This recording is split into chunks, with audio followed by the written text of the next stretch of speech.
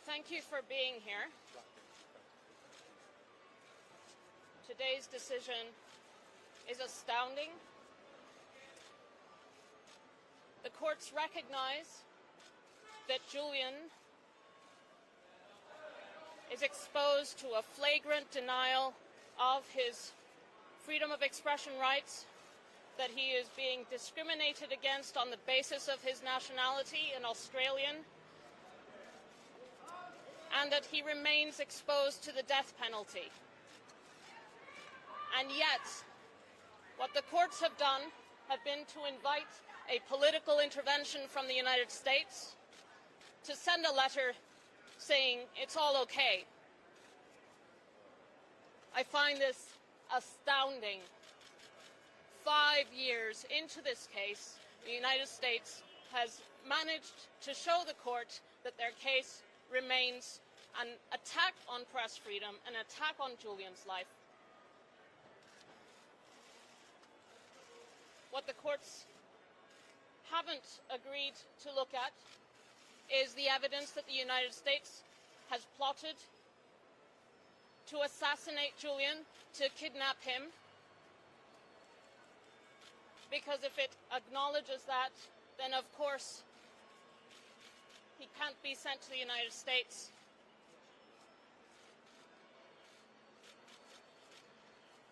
Julian is a political prisoner.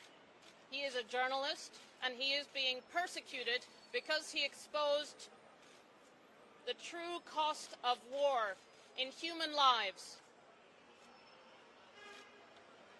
This case is a retribution. It is a signal to all of you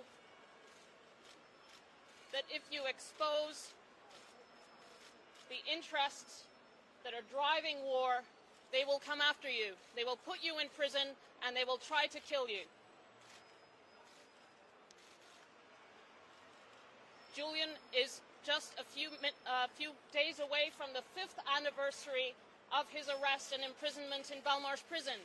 He has been in Belmarsh for 5 years without conviction, and the charges against him are to punish him for publishing the truth, for publishing evidence of the war crimes committed by the country that is trying to extradite him.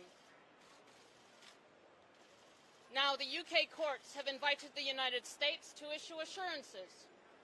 The Biden administration should not issue assurances. They should drop this shameful case that should never have been brought.